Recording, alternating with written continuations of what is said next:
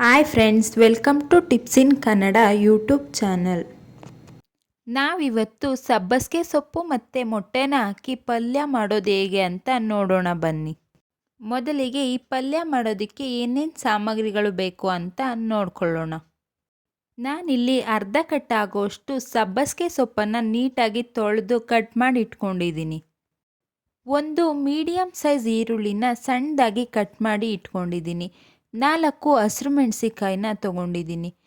3 ಮೊಟ್ಟೆ, ಒಗ್ಗರಣೆಗೆ ಎಣ್ಣೆ, ರುಚಿಗೆ ತಕ್ಕಷ್ಟು ಉಪ್ಪು. ಈಗ ಮಾಡೋದು ಹೇಗೆ ಅಂತ ನೋಡೋಣ ಬನ್ನಿ. ಸ್ಟವ್ ಮೇಲೆ ಒಂದು ಬಾಣಲೆನ ಇಟ್ಟು ಗ್ಯಾಸ್ನ ಆನ್ ಮಾಡ್ಕೋತಾ ಇದ್ದೀನಿ. ಇದಕ್ಕೆ ಸ್ವಲ್ಪ ಎಣ್ಣೆನ ಹಾಕಿ ಎಣ್ಣೆ ಬಿಸಿಯಾದ ನಂತರ ಹೆಚ್ಚಿಟ್ಕೊಂಡಿರೋಂಥ ಈರುಳ್ಳಿನ ಹಾಕಿ ಫ್ರೈ ಮಾಡ್ಕೋಬೇಕು. ಈರುಳ್ಳಿ ಗೋಲ್ಡನ್ ಬ್ರೌನ್ ಕಲರ್ ಬರೋವರೆಗೂ ಚೆನ್ನಾಗಿ ಫ್ರೈ ಮಾಡ್ಕೊಳ್ಳಿ. ನಂತರ ಇದಕ್ಕೆ ಹಸಿರು ಮೆಣಸಿಕಾಯಿನ ಸೇರಿಸ್ಕೊಂಡು ಫ್ರೈ ಮಾಡ್ಕೋತಾ ಇದ್ದೀನಿ. ಈಗ ಇದಕ್ಕೆ ಸ್ವಲ್ಪ ಉಪ್ಪನ್ನು ಸೇರಿಸ್ಕೊಂಡು ಫ್ರೈ ಮಾಡ್ಕೊಳ್ಳಿ. ಈರುಳ್ಳಿ ಎಲ್ಲ ಚೆನ್ನಾಗಿ ಫ್ರೈ ಆದ ನಂತರ ಇದಕ್ಕೆ ಸಬ್ಬಸಿಗೆ ಸೊಪ್ಪನ್ನು ಹಾಕಿ ಚೆನ್ನಾಗಿ ಫ್ರೈ ಮಾಡಿ. ಇದರಲ್ಲಿರೋ ನೀರಿನ ಅಂಶ ಎಲ್ಲ ಬಿಡೋವರೆಗೂ ಚೆನ್ನಾಗಿ ಫ್ರೈ ಮಾಡ್ಕೊಳ್ಳಿ.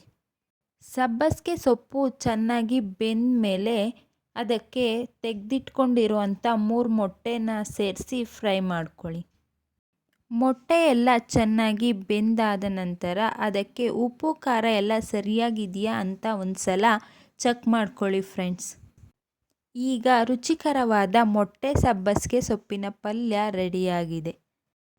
ಈ ವಿಡಿಯೋ ನಿಮಗೆ ಇಷ್ಟ ಆಗಿದ್ದರೆ ದಯವಿಟ್ಟು ಲೈಕ್ ಮಾಡಿ, ಫ್ಯಾಮಿಲಿ ಫ್ರೆಂಡ್ಸ್ ಜೊತೆ ಶೇರ್ ಮಾಡಿ, ನಮ್ಮ ಚಾನಲ್ನ ಸಬ್ಸ್ಕ್ರೈಬ್ ಆಗಿ. Thank you for watching friends.